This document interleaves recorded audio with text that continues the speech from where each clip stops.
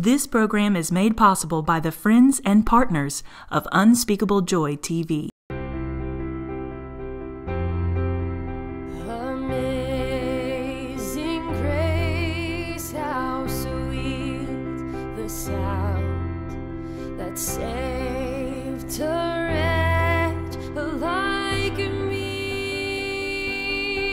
I once was lost, but now I'm found, was blind, but now I see.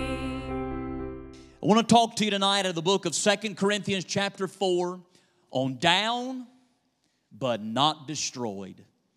The Bible says in 2 Corinthians chapter 4 in verse 16, "For which cause we faint not. But though our outward man perish, yet the inward man is renewed day by day. For our light affliction, which is but for a moment, worketh for us a far more exceeding and eternal weight of glory. While we look not at the things which are seen, but at the things which are not seen. For the things which are seen are temporal, but the things which are not seen are eternal." When Paul writes in 2 Corinthians, he is writing in one of those seasons in his life where he is at the bottom of a valley. When he writes 2 Corinthians chapter 4, he has been through the fire. In fact, in this chapter, he's going to say, it ain't just been any fire, it's been a bad fire. He says, I've been cast down, I've been perplexed, I've been troubled, and I've been through tribulation. Why is that important? Here's why. Because when Paul writes in chapter number 4, trying to encourage these people at Corinth, he is not preaching at them, he is preaching with them.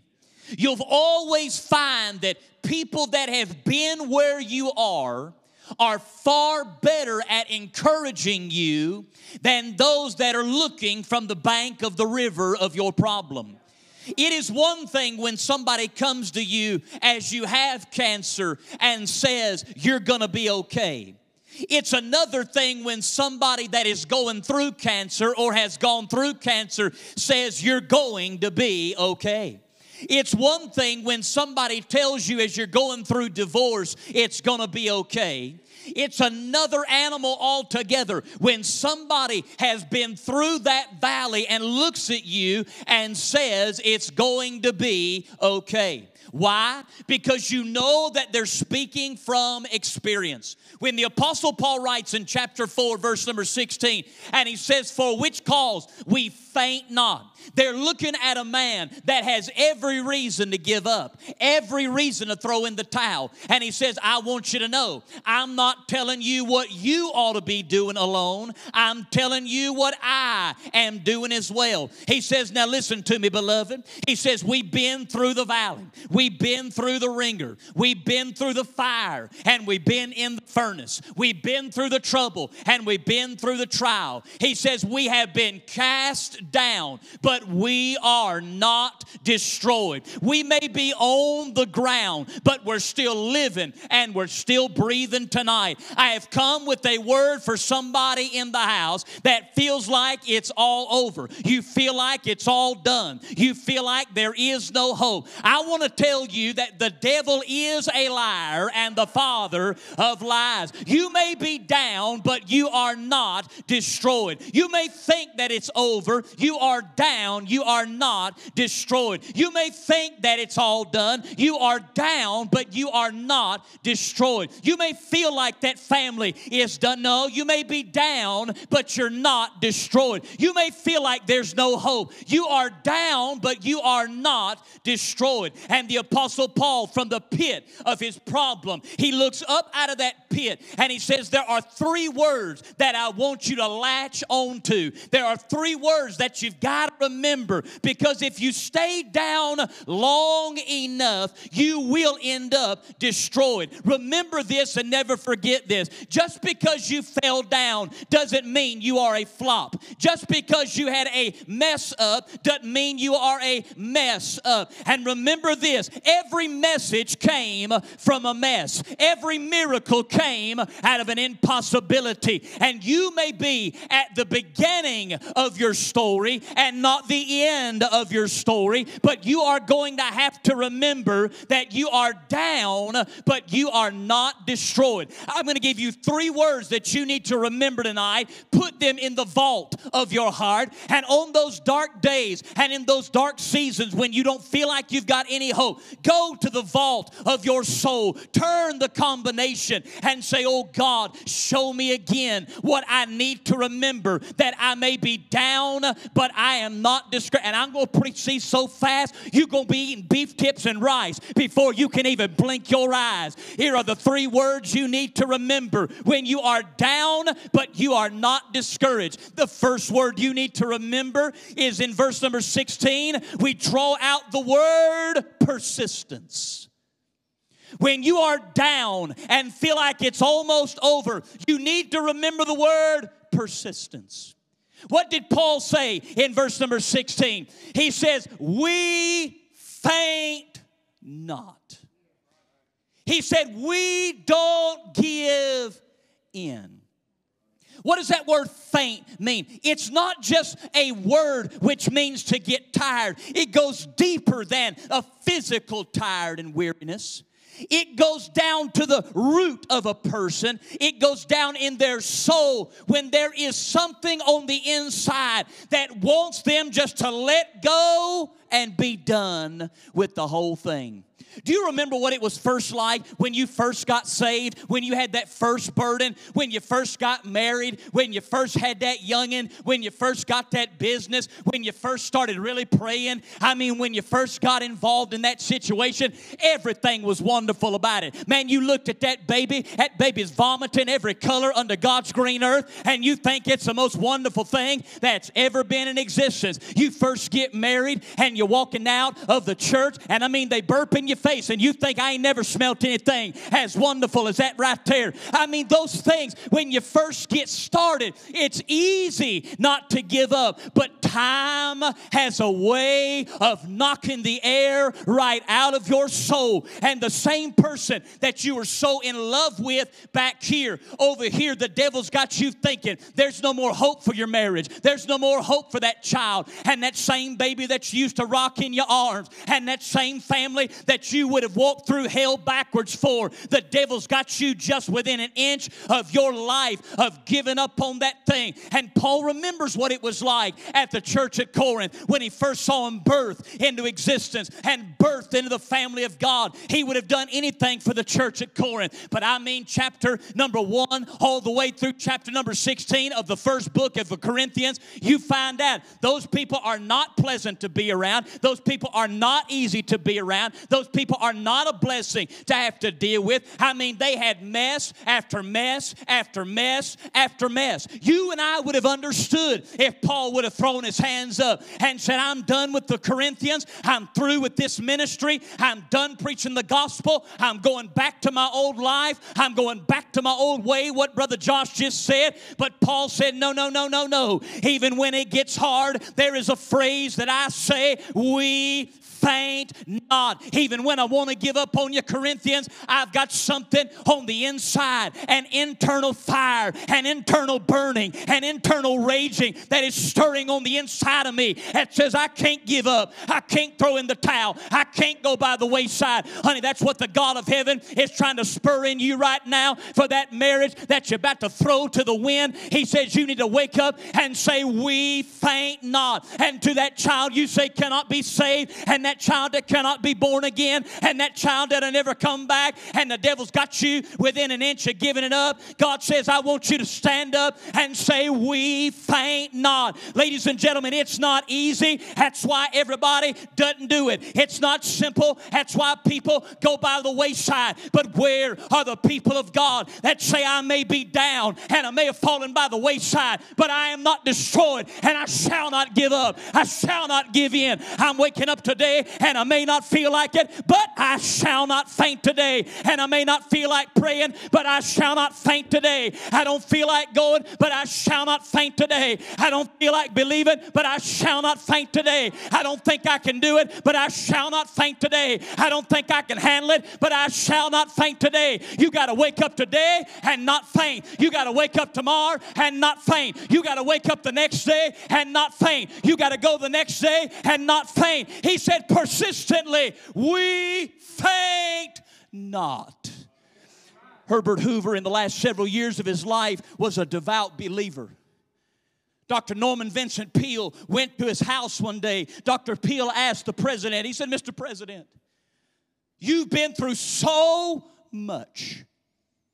How did you make it? President Hoover looked at Dr. Peale, and this is what he said. He said, with the help of God, I kept on going.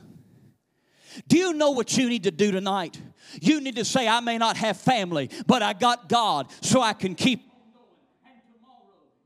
Somebody give me another microphone. Somebody give me something that I can depend on right here. You say, I may not have health tonight, but you've got God. Therefore, stand up and say, we faint not. And tomorrow, when you feel like throwing in the towel, I like that one right there anyways, and you say, I am ready to be done. You say, no, no, no, we faint not. And the next day when the devil says, and God ain't listening to your prayer, you say, we faint not. And the next day when you feel like nobody cares, you say, no, we faint not. And the next day when it feels like nobody's with you, you say, no, we faint not. And the next day when nobody's on the other side, you say, no, we faint not. Persistence.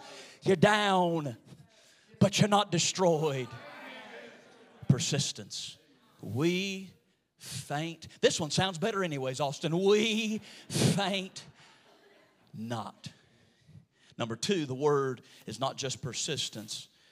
But the second word you need to remember is the word promise. Watch what it says in verse 17. For our light affliction is but for a moment. Paul, how's it going for you? He tells us in the middle of this book in chapter number 11.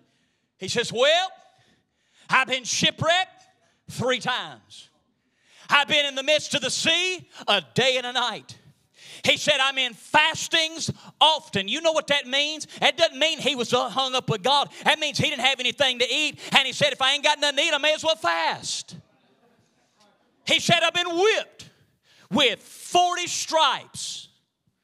I've been beaten often. I have been thrown into the den. I have been stoned by my beloved. But this light affliction, his butt. Paul, I think one of them rocks hit you in the head too hard, homie. You've been stoned, you've been shipwrecked, you've been starving to death, you've been abandoned by friends, you have been thrown into the flame. You are all of that, and that light affliction is but for a moment. Have you ever been in a problem and felt like it lasted forever? Some of you are married to that problem that is lasting forever.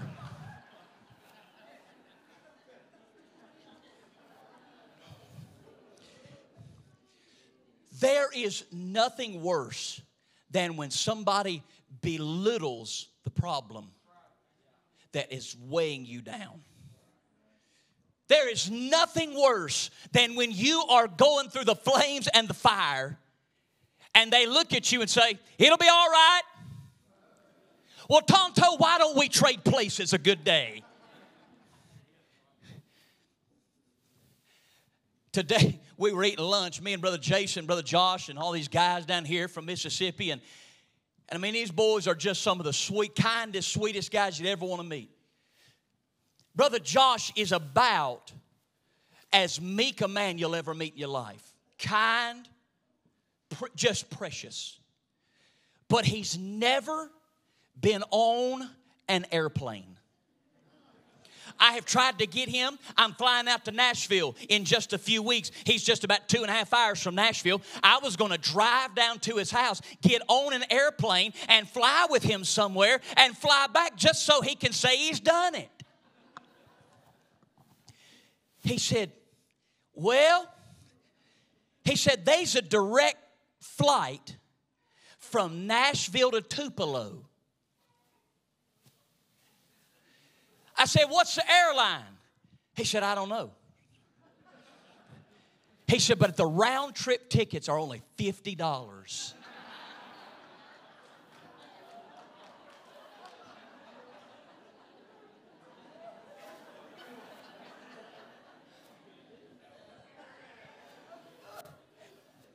He ain't lying. I looked it up. $59 with tax, fees, and everything. And he said, they even give you a bag for free.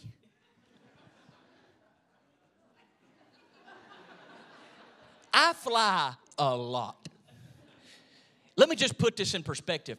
American Airlines charges you $50 for one checked bag. Not you, your youngins, your dog, your cat, and your bag. And this is what he said. He said, it can't be that bad. I looked at him. I said, Joshua, you ain't never been on an airplane. How do you know if it's good or bad? He said, I don't know. There is nothing worse than somebody ain't never been there telling you it ain't that bad.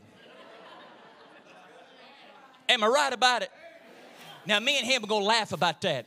But there's nothing worse than when you are going through the valley of the shadow of death with your mama or with your daddy, and somebody walks into the funeral line and shakes your hand and says, you'll be okay, you're going to make it. Down deep on the inside, you feel like they're looking at you saying, this is just a light affliction. This is not a big deal. This is not a serious issue. You look at the pains and the heartaches that are in your soul, and they say, it's going to be okay. Ladies and gentlemen, that's not the promise that the Apostle Paul made in verse number 17. He said this, that the light affliction is but for a moment. Do you know what he was saying? It will pass. That's easy preaching. That is impossible living. I asked the Lord, I said, Lord, I need an illustration that will put this in perspective. Do you know right now that the University of Hawaii did a study on how many grains of sand they believe are on planet Earth today? They said if you took every grain of sand, and this is the kind of stuff we are studying at our universities. No wonder America is going where it's going as fast as it is. But they took all of those grains of sand. They estimate that there are 7 quintillion, 500 quadrillion grains of sand on planet Earth. That's a bunch. Imagine 7 quintillion, 500 quadrillion grains of sand, and that represents the first second in heaven. one grain of sand is your life on this earth. That's why the Apostle Paul said, it is but for a moment.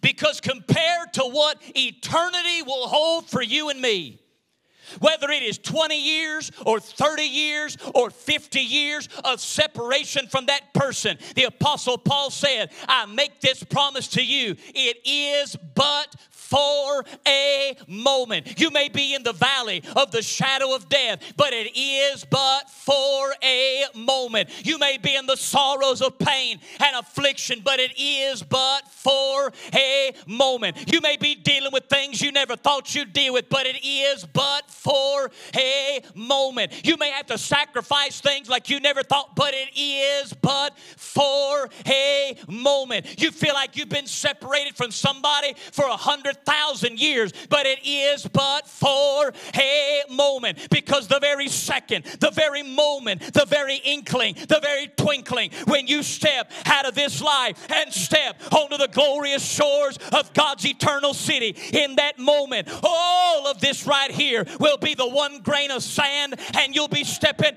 into 7 quintillion, 500 quadrillion, many more seconds in heaven. And when those get done, you will have just begun your very first day. So I say, child of God, you can keep on going. You can keep on making it. You can keep on surviving. You can keep on waking up. You can keep on breathing. You can keep on living. You can keep on going, because whatever you're going through is but for a moment. You're down, but you're not destroyed. Here's the third word and the last word. You've seen the word persistence. Paul said in verse 17, you've got a promise. But the third word at the end of verse number 17 and 18, it is the word perspective. Paul, how can you say that we are going through a light affliction? That's kind of cruel to me. Does that not sound cruel to anybody else? To look at somebody going through the dregs of pain and death and sorrow and say that's a light affliction? Seems kind of cruel to me. Paul wasn't trying to degrade your pain. He was saying when you compare it to the end result. What's the end result? He says in verse number 17, the end part, he said that it is working in you a far more weight of glory. The little thing right now is little compared to what it's bringing about.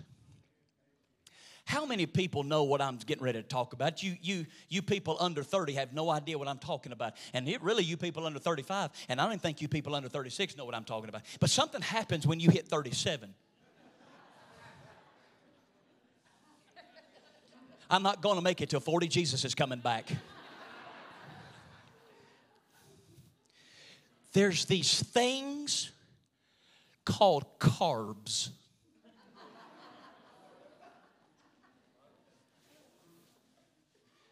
Carbs.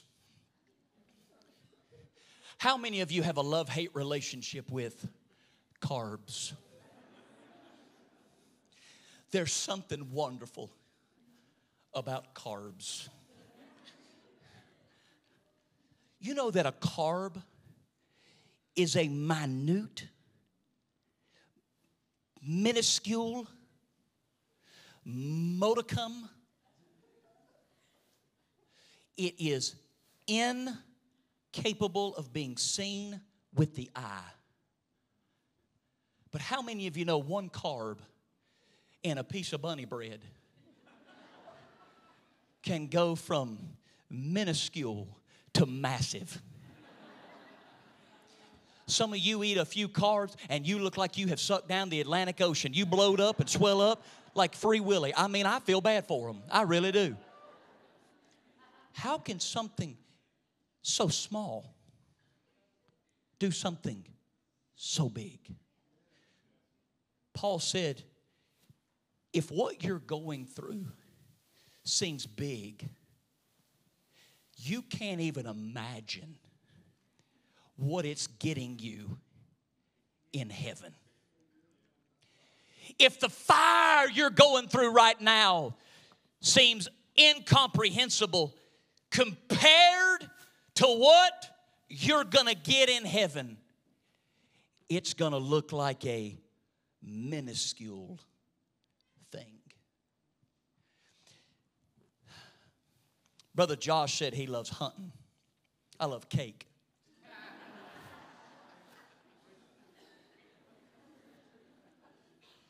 He has wanted me, well, he's invited me to go hunt deer with him one time. And when I text him and tell him I'm ready to go, I get ghosted. Left on red. No response. And then magically his phone doesn't work. You know, those kind of things. Brother Josh, I have a terrible addiction to anything fluffy, sweet, and fattening. You say, how do you stay skinny? I preach every night of my life. What do you think makes me skinny?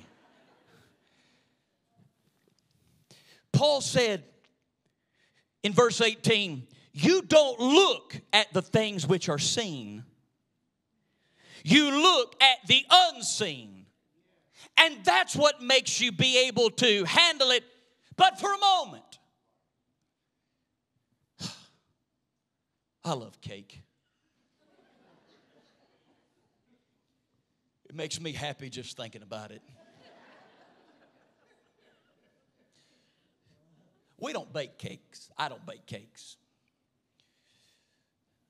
My wife, I joke about her not cooking. She will bake. She bakes a lot. You know,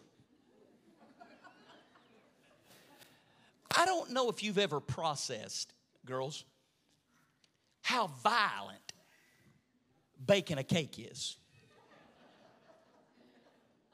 You ever processed that? Tara? You got to take an egg that was ripped from a chicken. Take that egg. And there's only one way for that egg to be useful. What do you got to do to it? You got to crack it. Then once you crack it, there's only the inside of that egg that's useful. So you've got to separate it. Then parts of it get thrown away. You then take those eggs and put them in a bowl all by themselves. Then you go to the pantry and you get a carton or container of flour. You know what flour is? For you Yankees that have come to Church Street, flour, but it's flour. Do you know what flour is? It ain't nothing but a plant that got stuck between a rock and a hard place.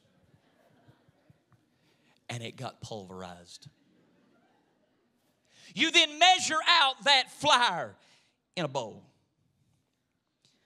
Then you go and you then get this stuff called baking soda or powder. Have you ever touched that stuff to your tongue?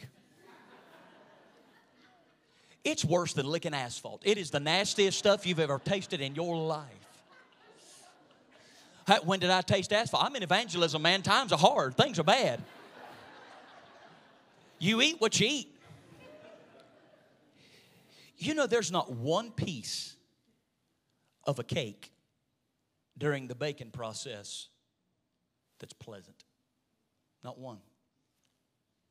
Because once you take all of that, you've got to beat it. You've got to mix it. It's got to lose its shape. It's got to become something it was never meant to become. And if that's not bad enough, you then take it and put it in the fire.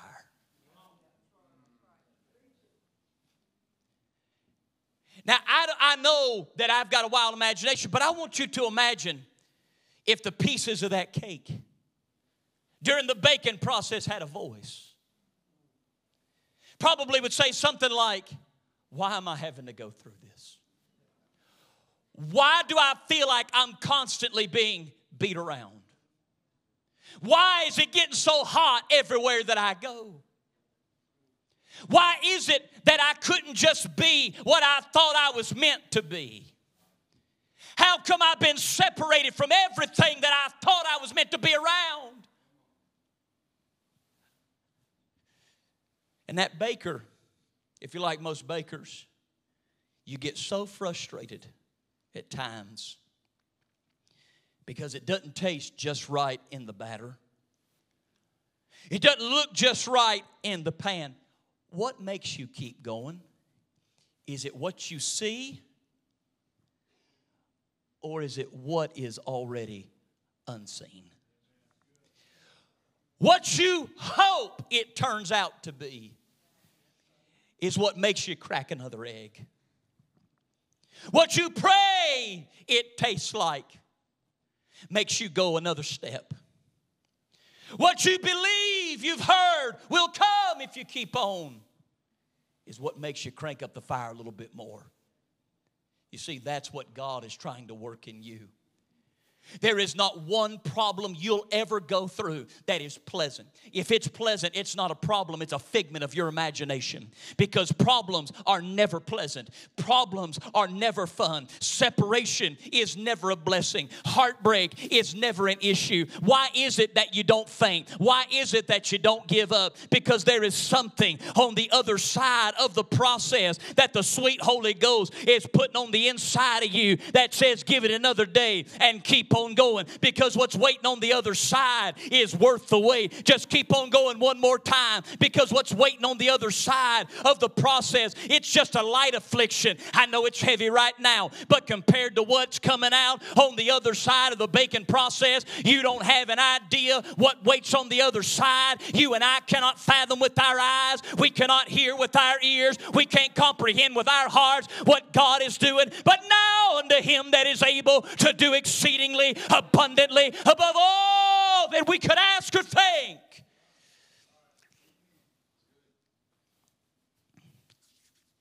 I've waited 10 years to say what I'm getting ready to say, Jason.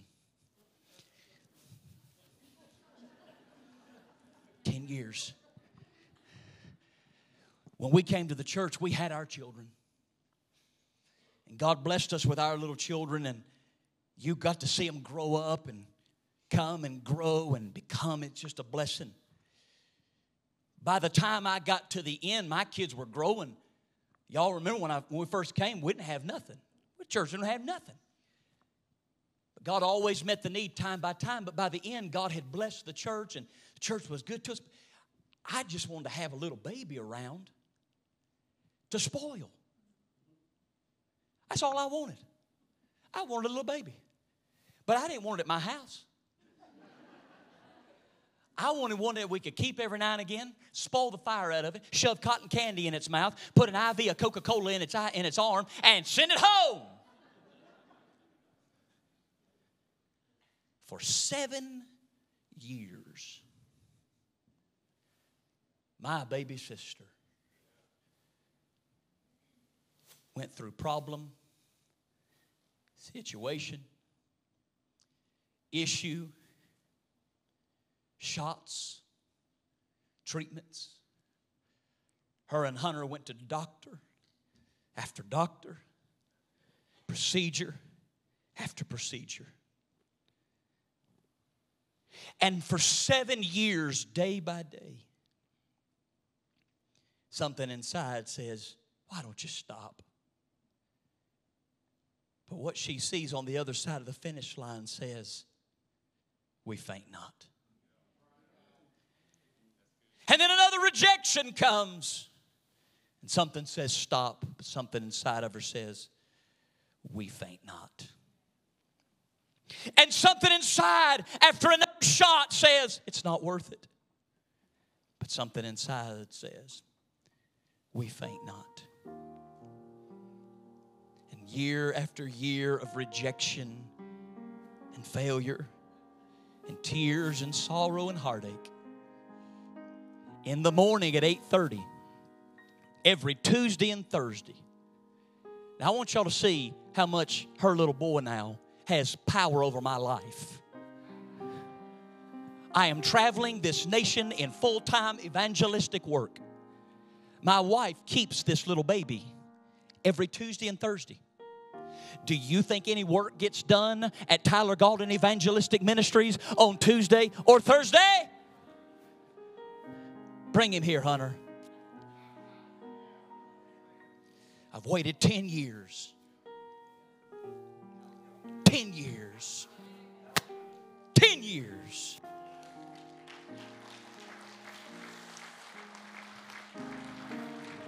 Okay, big boy. Hey, big boy. And now every Sunday morning and Sunday night, it's okay, baby. Go to your mama. Go to your mama. I don't want you. I brought him all this way to say this. Do you know what he is? You're just like your mama, son. It's okay. It's going to be okay. Caitlin Lee, do you know what that is, youngin'? That's the end result of we faint not.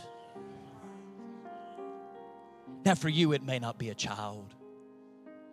For you, it may be a marriage that's just about to crumble. And what you go through today is just a little bit. If you'll just faint not. And tonight, the Holy Ghost has come all this way just to tell somebody, you're down, but you're not destroyed. Thank you for watching this broadcast of Unspeakable Joy with Pastor Tyler Gaulden. Our prayer is that you have been challenged and changed by the power of God's Word. Unspeakable Joy is only able to broadcast on this station through the regular prayers and financial support of people just like you. We thank you for your faithful support. For more information, visit us online.